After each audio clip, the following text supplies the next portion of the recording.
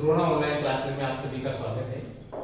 आज से हम संधि प्रारंभ करेंगे, लेकिन संधि प्रारंभ करने से पहले भी हम वे चीजें देखेंगे जिन्हें संधि से पहले करना आवश्यक है, लेकिन हम नहीं पढ़ पाते क्योंकि किसी किताब के अंदर हमें ये चीजें अवेलेबल नहीं होती। तो दोस्तों, आज हम र के नियम पढ़ेंगे। अब र का नियम क्या होता है, आपको ये पता नहीं कि जो ऊपर वाला र है उसका प्रयोग कहां पर करना है, नीचे वाले र का प्रयोग कहां पर करना है। तो आज मैं आपको ये सब चीजें सिखाऊंगा। अब ये चीजें क्या है, आपके शब्द शुद्धि में भी काम में आती है और यही चीजें आपके संधि में भी काम में आती है। या मैं कहूं, हिंदी पढ़ रहे हो तो आपको र के बारे में पता होना चाहिए कि किस र का प्रयोग कहां पर होता है। तो चलो आज हम शुरू करते हैं। देखिए, अब इसमें हम सबसे पहले पढ़ रहे हैं र, तो र को हिंदी में रेफ भी कहा जाता है। तो र को क्या कहा जाता है, रेफ भी कहा जाता है। तो इसे हम रेफ के नियम बोल दे तो भी कुछ गलत नहीं होगा। तो देखिए, इसमें जो पहला नियम मैंने लिखा है वो है ऊपर वाला र। अब ऊपर वाला र क्या होता है, ऊपर वाला र हमेशा स्वरहित होता है। स्वरहित का मतलब आधा होता है। तो जो ऊपर वाला र है वो आधा होता है, लेकिन उसका प्रयोग कहां पर किया जाता है वो हम बताते हैं आपको। तो ये देखिए, मैंने यहाँ पे लिखा है स्वरहित र, तो हलंत कर दिया क्योंकि सभी स्वरहित व्यंजन हलंत होते हैं। तो स्वरहित र प्लस स्वरयुक्त व्यंजन कि यदि स्वरहित र के परे स्वरयुक्त व्यंजन आ जाए तो क्या स्थिति होगी, तो देखते हैं। लेकिन उससे पहले हमें ये नोट देखना पड़ेगा कि र के नियमों का प्रयोग करने से पूर्व हमें जो शब्द है उसका अक्षरशः उच्चारण करना है।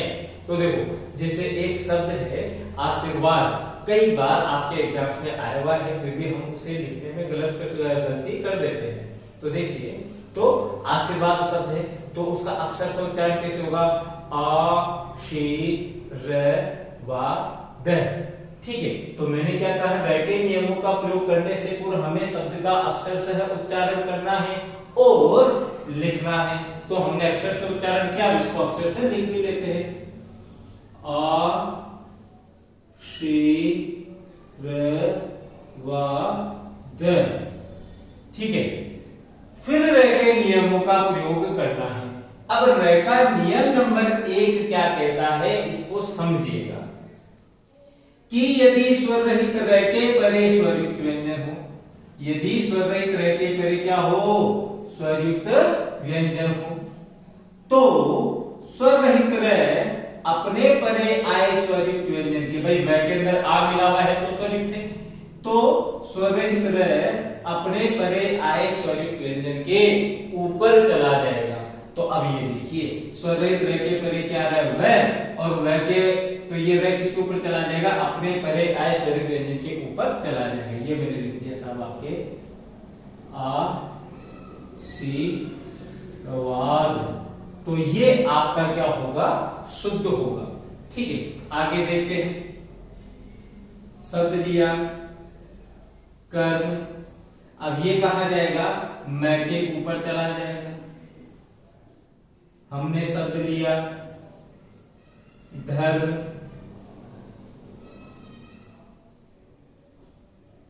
अब ये हलंत है तो ये मैं के ऊपर चला जाएगा। तो ये हो गया आपके र का नियम नंबर 1। दोबारा बोल रहा हूं कि यदि स्वरहित र के परे स्वरयुक्त व्यंजन हो तो स्वरहित र अपने परे आए स्वरयुक्त व्यंजन की कहां चला जाएगा, ऊपर चला जाएगा। ये हो गया आपका नियम नंबर 1। अब हम देखते हैं नियम नंबर 2। अब देखिए, नियम नंबर 2 में भी वही चीज दी है मैंने आपको, स्वरहित र। क्यों, क्योंकि ये भी ऊपर है, लेकिन नियम नंबर 1 में और इसमें परिस्थिति अलग अलग है। कि नियम नंबर 1 में तो क्या था कि स्वरहित र के परे स्वरयुक्त व्यंजन आता था, लेकिन यहाँ पर क्या हो रहा है, स्वरहित र के परे भी स्वरहित व्यंजन आ रहा है और उसके परे स्वरयुक्त व्यंजन आ रहा है। तो परिस्थिति अलग होगी, तो इसका प्रयोग भी अलग तरीके से होगा तो ऊपर ही, लेकिन अलग तरीके से। देखते हैं, एक शब्द हमने लिया ऊर्ध्व, हमने इसको अक्षर से लिख लिया। अब देखिए इसका प्रयोग कहां पर होगा, यदि स्वर रहित र के परे भी कोई स्वर रहित व्यंजन हो, तो र के परे भी क्या आ रहा है, आधा व्यंजन ही आ रहा है, और उसके परे कोई स्वरयुक्त व्यंजन हो तो स्वर रहित र अपने बाद में जो भी पहला स्वरयुक्त व्यंजन होगा उसके ऊपर चला जाएगा।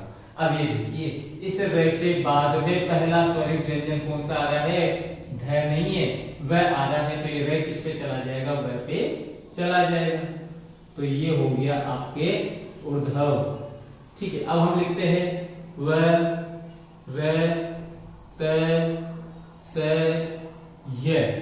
अब देखिए यहां पर र है और र के परे स्वर रहित, उसके परे स्वर रहित, उसके परे स्वर युक्त। लेकिन अभी हमने सीधी सी बात बताई कि स्वर रहित र हमेशा अपने परे जो भी पहला स्वरयुक्त व्यंजन होगा उसके ऊपर चला जाएगा। तो ये र न तो तय के ऊपर जाएगा न सह के ऊपर, ये र किसके ऊपर जाएगा, य के ऊपर। तो ये आपके हो गया वर्ष्य। तो देखो ऊर्ध्व का मतलब तो क्या होता है, ऊपर, और वर्ष्य क्या होता है, वर्ष्य दो स्थानों का मिलन स्थल होता है। ठीक है, अब अपनी अपने जिह्वा को ऊपर वाले दांतों पे रखिए और उसको तालू की ओर लेके जाए। जब आप लेके गए तो बीच में एक स्पीड ब्रेकर मिलेगा, तो वो स्पीड ब्रेकर जो है वो ही वर्ष्य कहलाता है। अब वो क्या है, मसूड़ों और तालू का मिलन स्थल है। अब अपने हिंदी में ये भी पूछा जाता है कि भाई वर्ष्य ध्वनि कौन सी है, तो वर्ष्य ध्वनि है आपके ल। जब आप ल का उच्चारण करेंगे तो जीभ उसी स्पीड ब्रेकर के ऊपर जाकर टच हो रही है। आप बोलिए ल, तो आपको पता लगेगा जीभ वहीं पे वर्ष्य पे जाके टच हो रही है। तो ल का उच्चारण स्थान वर्ष्य होता है। संस्कृत के सूत्रों में दंतः होता है और हिंदी के अंदर वर्ष्य भी होता है। अब हम देखते हैं नियम नंबर 3। अब देखिए नियम नंबर 3 जो है ये कौन सा र है, नीचे वाला, और नीचे वाला जो र है वो हमेशा क्या होगा, स्वरयुक्त होगा। ठीक है, अब देखते हैं ये कहां पर कैसे क्या प्रयोग होता है कि पहले स्वरहित व्यंजन आता है फिर उसके बाद में स्वरयुक्त र आता है। तो देखिए हम एक शब्द लेते हैं व, ये लीजिए वक्र। ठीक है, अब देखिए यदि स्वरयुक्त र, यदि स्वरयुक्त र के पूर्व कोई स्वरहित व्यंजन हो तो स्वरयुक्त र के पूर्व स्वरहित व्यंजन आ रहा है, तो स्वरयुक्त र अपने पूर्व आए स्वरहित व्यंजन के अधोगामी चला जाएगा। तो ये र किसके नीचे चला जाएगा, क के नीचे चला जाएगा। ये मैंने लिख दिया व कृ। दोबारा बता रहा हूं मैं आपको, प रा रे थे ना। ठीक है, यदि स्वरयुक्त र के पूर्व स्वरहित व्यंजन हो तो यहां पर ऐसा। ठीक है, किसके, र के पूर्व क्या है, प, तो स्वरयुक्त र अपने पूर्व आए स्वरहित व्यंजन के नीचे चला जाएगा, ये गया। अब र के किसकी मात्रा लग रही है, आ की, तो ये हो गया प्रा। हमने ये चीज सोल्व कर ली। अब हम आगे वाला देखते हैं, यदि स्वरहित र के परे कोई स्वरयुक्त व्यंजन होगा तो स्वरहित र अपने परे आए स्वरयुक्त व्यंजन के कहां चला जाएगा, ऊपर। तो ये गया ऊपर। शब्द क्या हो गया, प्रार्थना। ठीक है, ऐसे ही एक शब्द हम गलत बोलते हैं उसको देखते हैं, करिया। और ये होता क्या है, आप बोलते क्या इसे, क्रिया, जबकि होता क्या है ये, करिया। दोस्तों वक्र का मतलब होता है टेढ़ा। वक्र का क्या होता है, टेढ़ा। यहां लिख देता हूं मैं, वक्र, टेढ़ा, वृक्क, भेड़िया। ये आपके सदयुग्म हो गया जो मैंने आपको बता दिया। अब हम लेते हैं नियम नंबर 4। अब नियम नंबर 4 में भी कोई नीचे वाला र है। अब नीचे वाला है तो वो क्या होगा, स्वरयुक्त। तो अब तक हमें एक चीज तो क्लियर होगी कि जो ऊपर वाला र है वो आधा होगा, नीचे वाला पूरा होगा। ऊपर वाला आधा, नीचे वाला पूरा। ठीक है, अब देखो यदि स्वरयुक्त र के पूर्व स्वरहित टेढ़ हो, यदि स्वरयुक्त र के पूर्व स्वरहित टेढ़ हो तो स्वरयुक्त र अपने पूर्व आए स्वरहित टेढ़ के नीचे चला जाएगा। कैसे जाएगा, ये देखिए ट्रेन, तो ये र क्या चला जाएगा ट के नीचे। अब र की किसकी मात्रा लग रही है, एक की, आगे क्या है न, शब्द क्या हो गया ट्रेन। ट्रक शब्द हो गया ट्रक। अब हम लेते ड्रम, तो शब्द हो गया ड्रम। एक लेते हैं ढलोप, तो शब्द हो गया ढलोप। ये संस्कृत का एक सूत्र होता है, ढलोप का सूत्र, ठीक है दोस्तों। तो ये हो गए आपके नियम नंबर 4, ठीक है। तो ये हमने आज देखा र के नियम। तो दोस्तों अब इससे हमें क्या पता लग रहा है कि र के रूप कितने हैं, तो हम एक बार वो भी देख लेते हैं।